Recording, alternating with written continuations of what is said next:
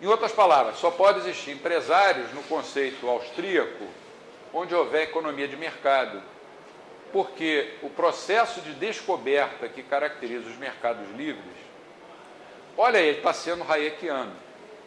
Como é que o Hayek definia os mercados? São procedimentos de descobertas, em que os empresários são obrigados a se manterem em permanente estado de sagacidade, senão aparece um concorrente, um competidor, e toma o mercado dele, para que possam saber que necessidades específicas os consumidores desejam ver atendidas. Esse empreendedor não pode ser substituído de maneira alguma por computadores, por reuniões da sociedade civil organizada, por uma coisa que no Brasil existiu durante muito tempo, na época dos congelamentos de preços, chamava-se câmaras setoriais, ou por soluções, entre aspas, políticas. Nós precisamos encontrar uma solução política para este caso. Aí você já sabe que não vai ser uma solução, vai ser um arranjo qualquer para agradar A, B ou C. Eu não estou dizendo que a solução tenha que ser técnica. Vamos pegar uma função matemática, derivar tudo, igualar a zero, calcular máximos e mínimos, ponto de cela, não sei o quê. Não é isso. O que eu estou dizendo é que esse conceito de empreendedor austríaco é que é relevante para o mundo real. E só pode haver empresários se existir economia de mercado. Existem empresários no Brasil? É uma pergunta que eu coloco para vocês pensarem. Existem empreendedores no Brasil?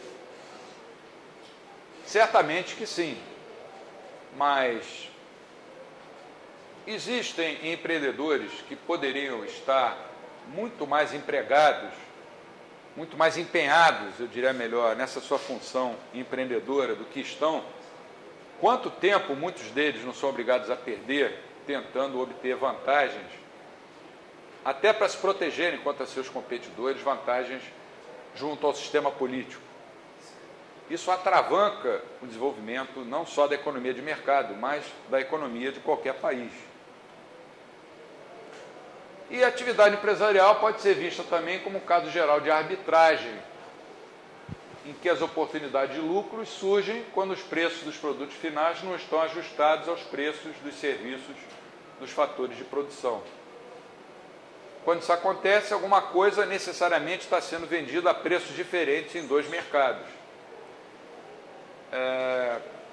como resultado de imperfeições na comunicação entre eles. E o papel do verdadeiro empreendedor ou empresário, então, vai ser explorar essa oportunidade e, com isso, realocar recursos, o que vai eliminar a discrepância de preços. Quando ele faz isso e é bem sucedido, outros empresários vão aumentar o seu nível de conhecimento e tenderão a seguir seu exemplo. Um sujeito descobre que pode comprar uma garrafa de água mineral em um determinado bairro a R$1 e que pode vender 2 quilômetros adiante por R$2, o dobro do preço. Ele pode ter só R$5 no bolso. Então ele compra 5 garrafas de água mineral, anda 1 quilômetro e vende por 10.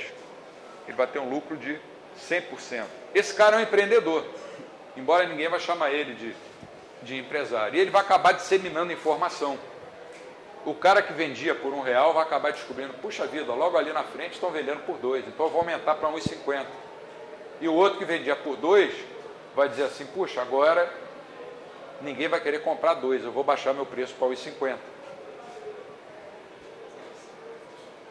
Então a fonte principal do lucro é exatamente a incapacidade, olha só, a incapacidade de todos os empresários ao mesmo tempo anteciparem corretamente o estado futuro do mercado.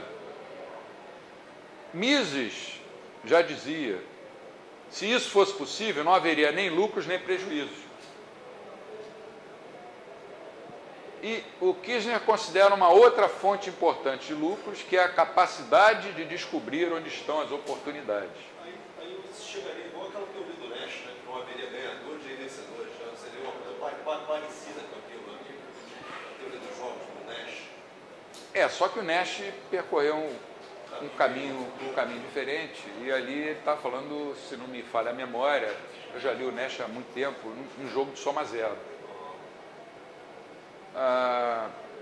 Então, a teoria austríaca descarta a visão convencional de que o lucro é simplesmente a recompensa ganha pelo fator do capital. A gente aprende isso nos cursos de introdução à economia. O que é o lucro?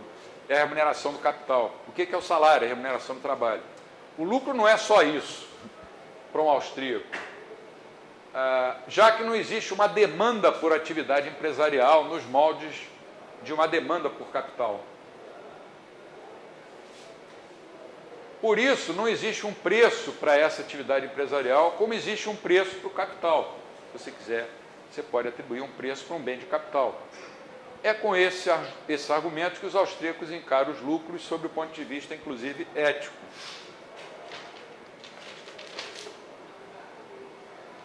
Mas esse parágrafo a gente dá uma parada. O processo de mercado é a função empresarial no contexto da ação humana, portanto, é mais um resumo isso que eu estou dizendo.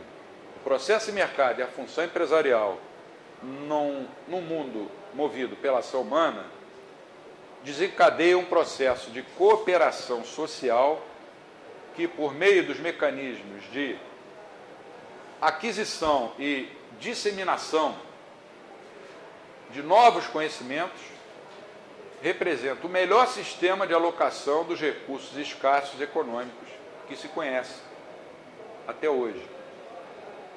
Esse sistema pode ser equiparado a um universo onde você tem ininterruptamente forças em expansão e forças em contração. E esse conjunto de forças é incontrolável pelo homem. Para nós usarmos uma expressão do Hayek, é uma ordem espontânea de mercado, que é fruto da ação humana, mas não do desejo deliberado dos planejadores, do planejamento, e que é a melhor forma de organização econômica de acordo com a concepção austríaca.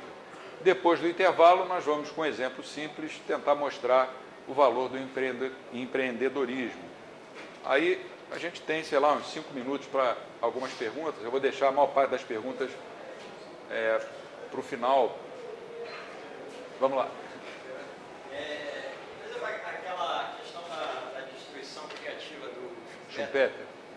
Que foi abraçada pelo mainstream, né? Parece agora foi bem incorporada. Como é que ela encaixa aí nessa... porque ele diz o seguinte, ele vai lá, pelo que eu entendi, né, a teoria do Schumpeter tá tudo bem, você está chegando próximo a um estado de equilíbrio, aí aparece o danado do empreendedor, vai lá e destrói o estado de equilíbrio, né? Como é que na teoria austríaca na verdade, o Schumpeter, nos primeiros anos de vida acadêmica dele, ele era um austríaco autêntico. E mais tarde ele se desviou um pouco, mas do meu ponto de vista, ele nunca deixou de ser um austríaco. Ele tomou outra vertente. Essa ideia de destruição criadora é uma ideia que eu acho que se encaixa perfeitamente na concepção austríaca. Por exemplo, quando o Henry Ford inventou o automóvel, foi uma destruição criadora. Porque todo o mercado de charretes, carruagens, charreteiros, todo esse pessoal perdeu emprego, até os cavalos perderam seus empregos. Mas, em compensação, o automóvel gerou ganhos muito maiores do que aquelas perdas. Eu não vejo incompatibilidade da visão austríaca, assim, do modo geral, com essa visão do Schumpeter. Eu discordo do Schumpeter dos anos 50 para cá. Hélio. Só fazer um pouco que o Schumpeter parece dizer, não sei se é isso que eu quero dizer, que o empreendedor causa uma distorção, um distúrbio num equilíbrio, ou quase equilíbrio da economia. E a escola austríaca diz o contrário, que o empreendedor é o agente que faz a coisa se direcionar na direção do equilíbrio. Então, embora não seja incompatível, o que ele diz parece ser diferente, né, do que a escola austríaca advoga.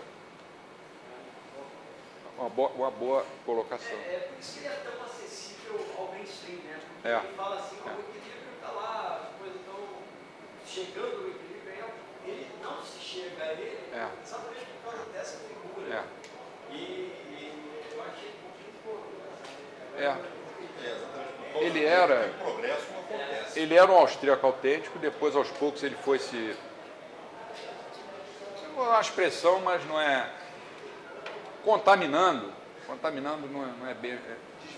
desvirtuando, é melhor, mais suave. E partiu na direção da mainstream ao aceitar os conceitos de equilíbrio. Já com o John Hicks, que foi um dos maiores economistas do século passado, né?